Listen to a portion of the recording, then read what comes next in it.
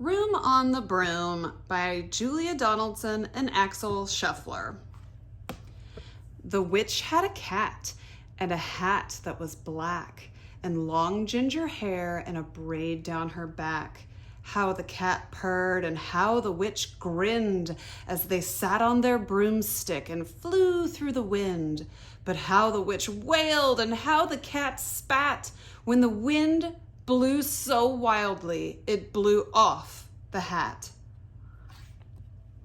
Down, cried the witch, and they flew to the ground. They searched for the hat, but no hat could be found. Then out of the bushes, on thundering paws, there bounded a dog with the hat in its jaws.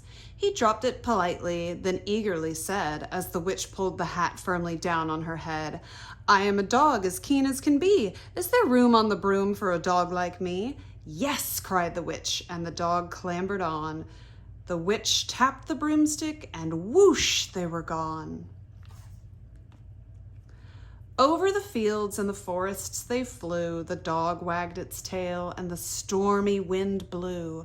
The witch laughed out loud and held on to her hat, but away blew the bow from her braid just like that. Down, cried the witch, and they flew to the ground. They searched for the bow, but no bow could be found. Then out from a tree with an ear-splitting shriek, there flapped a green bird with the bow in her beak. She dropped it politely and bent her head low, then said, as the witch tied the braid in the bow, "I am a bird as green as can be. Is there room on the broom for a bird like me?" "Yes," cried the witch. So the bird fluttered on. The witch tapped the broomstick, and whoosh, they were gone. Over the reeds and the rivers they flew. The bird shrieked with glee, and the stormy wind blew. They shot through the sky to the back of beyond. The witch clutched her bow, but let go of her wand. Down, cried the witch, and they flew to the ground. They searched for the wand, but no wand could be found. Then all of a sudden, from out of a pond, leaped a dripping wet frog with a dripping wet wand. He dropped it politely, then said with a croak, as the witch dried the wand on the fold of her cloak, "I am a frog as clean as can be. Is there room on the broom for a frog like me?" "Yes," said the witch, so the frog bounded on. The witch tapped the broomstick, and whoosh, they were gone. Over the moors and the mountains they flew. The frog jumped for joy, and the broom snapped in two.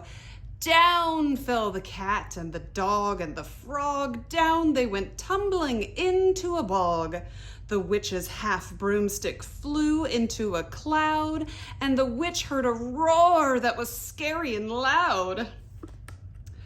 "I am a dragon as mean as can be, and witch with French fries tastes delicious to me." "No," cried the witch, flying higher and higher. The dragon flew after her, breathing out fire. "Help!" cried the witch, flying down to the ground. She looked all around, but no help could be found. The dragon drew near with a glint in his eyes and said, "Just this once, I'll have witch without fries." But just as he planned to begin his feast, from out of a ditch rose a horrible beast. It was tall, dark, and sticky, and feathered and furred. It had frightful heads. It had 4 frightful heads. It had wings like a bird.